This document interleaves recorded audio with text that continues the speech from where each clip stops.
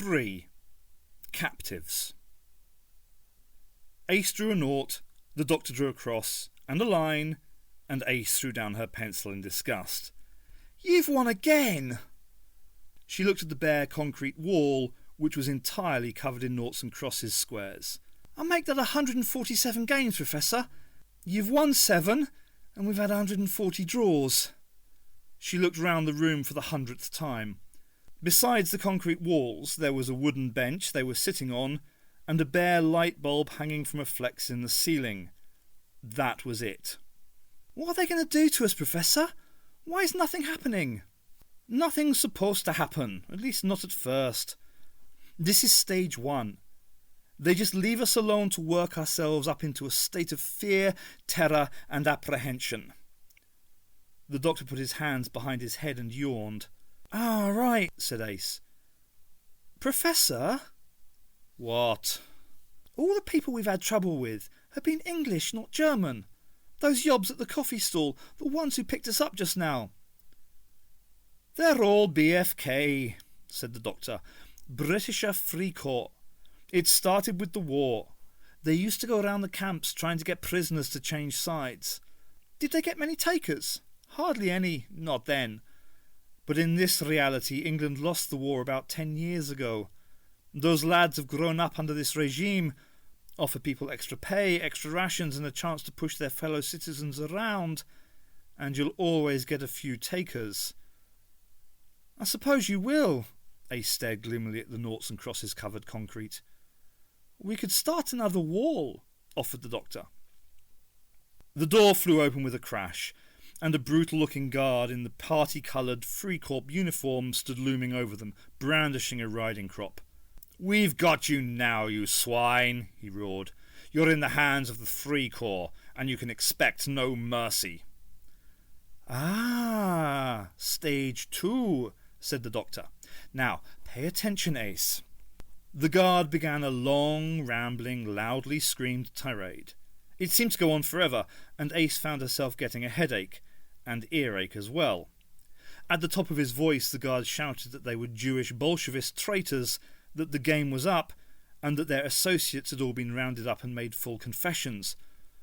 "Only by fully confessing your own filthy crimes and throwing yourselves on the mercy of the all-powerful Reich can you hope to save your miserable lives." He went on this way for what seemed like a very long time. Face scarlet, eyes bulging, voice cracking. There were even flecks of foam on his lips. Sitting on the bench, the doctor studied him with the politely interested expression of someone watching other people's kids perform in the school concert. Eventually, the guard ran out of threats, insults and breath. "Are you going to confess?" he croaked exhaustedly. "Well, what do you say?" Not bad at all," said the doctor judicially. "Good, well-sustained volume, and I like the foam on the lips. You'll have to watch the tendency to hesitation, deviation and repetition, though." He thought for a moment. "I'd say, 6 out of 10. The guard gaped at him in astonishment, mouth opening and closing silently. "Mind you," the doctor went on, "to be fair, it's hard to do really good Anschnauzen when you're working in English. German's a much better language for screaming at people." As if to prove his words, the doctor leapt to his feet, thrust his face into the guard's face and screamed, "Heraus! Schweinhund! Raus! Raus!" The guard jumped back a foot, turned and fled out the door, slamming it behind him. Ace shook her head. "I thought they only said Schweinhund in old movies. When can we expect stage 3? "Any minute now," said the doctor. A terrible scream came from somewhere nearby. It was followed by shouted threats, more screams, and the thud of blows. "Right on schedule," said the doctor. "The terrifying noise is off." After a while the noises died away, and there was a long, sinister silence. "This is getting steadily nastier," said Ace. "What's stage 4? Now stage 4, began the doctor. "Properly done, it can be very artistic." Before he could go on, the door opened and someone was thrust inside. The newcomer was a youngish man in ragged clothes. He looked in very bad shape. One eye was swollen and half closed, his shirt front was soaked in bright scarlet blood, and beneath his torn shirt they could see livid wheals on his chest. He slumped on the bench. Got you too, did they?" What happened? Asked the doctor. They picked me up with the rest of my group. Someone must have talked. The doctor nodded but didn't reply. After a while the young man said, I don't know you, do I? Which lot are you with? No lot, said Ace. We're on our own.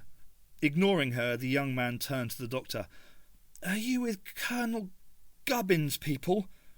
The doctor still didn't answer. Suit yourself, said the young man painfully.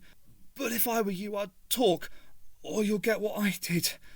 I held out long as I could, but I told them in the end. It's just for their records, they know it all anyway. Names, places, the lot. Like I said, someone's talked already. Why suffer for nothing? He collapsed, shivering in his corner. Ace turned to the doctor. Can't we do something for him? The doctor, however, was looking at the young man with critical detachment. No more than 5 out of 10, old chap. The black eye and the bruises are good. But that blood's quite the wrong colour, far too bright. Ersatz, I suppose. And there were too many questions. You should have spun us more of a yarn, gained our confidence first. He turned to Ace. This is stage 4, Ace. The good old beaten-up fellow prisoner trick. Abandoning his shivering, the young man stood up. He rapped on the door, a short staccato sequence. It opened, revealing Lieutenant Hemmings. No good, they've tumbled, said the young man. Hemmings glared furiously at the doctor and Ace. I imagine you think you're pretty clever. Well, let me tell you something. You'll be called up for intensive interrogation pretty soon. Unless you tell us exactly what we want to know, you'll end up looking like him. Only in your case the blood and the bruises will be real. Hemmings looked as if he was enjoying the prospect. He jerked his head at the young man, who scuttled out of the door. Hemmings followed, slamming and locking the door behind him. That veneer of civilised charm seems to be wearing a bit thin, said the doctor cheerfully. He's right, though, isn't he? Said Ace. All this war of nerves business is just the beginning. They'll start the real rough stuff soon. It's very possible, admitted the doctor. Professor, what are we going to do? I suppose we'd better escape. Ace stared at him. Just like that? And just like this. The doctor gazed thoughtfully up at the ceiling. Ah, yes, that ought to do the trick. He produced his handful of intergalactic small change and selected the small silver coin the man had given him at the coffee stall. He fished a pencil-sized torch from another pocket, turned it on, and handed it to Ace. Then he went to the doorway and turned off the light. Good job this place wasn't designed as a prison, or this switch should be on the other side of the door. He pulled the bench out from the wall until it was under the dangling light bulb, wrapped a handkerchief round his hand, jumped up and took out the bulb. Now, on no account try this at home, Ace, he said solemnly. Shining the torch, Ace watched in fascination as the doctor balanced the little coin on the connecting end of the bulb and thrust the bulb back into the socket, turning till it locked back into place. Jumping down, the doctor flattened himself to one side of the door, beckoning to Ace to stand beside him. He took back the torch, turned it off, and returned it to his pocket, leaving them in darkness.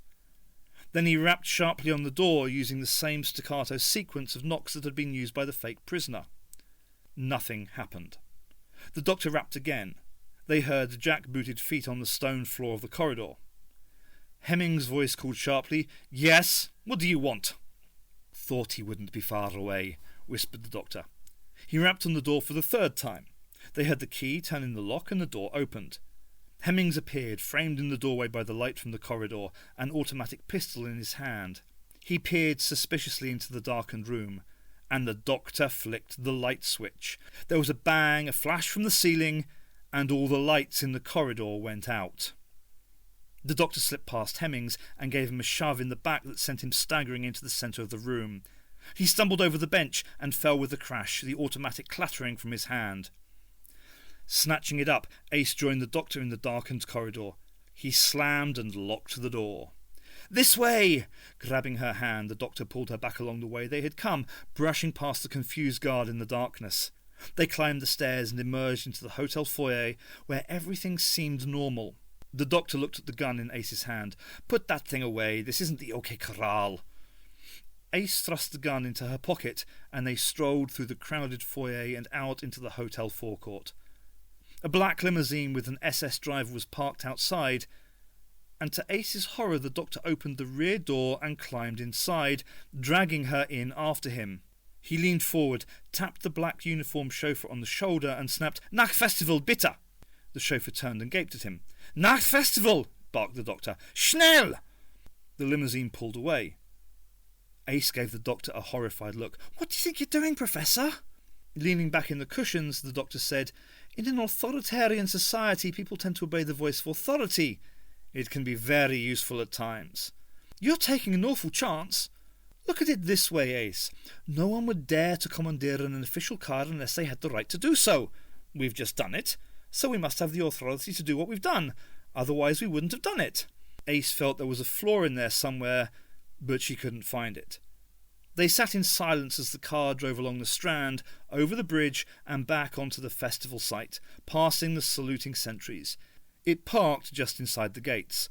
"Wait here," ordered the doctor, and the chauffeur touched his cap. The doctor marched briskly away, Ace hurrying after him. The festival was a little busier now, with depressed-looking groups of people visiting the various pavilions. They turned the corner of the last pavilion, went through the gap in the fence, and walked along the river bank through the building site, and finally reached the spot by the river where they'd left the TARDIS. It was gone.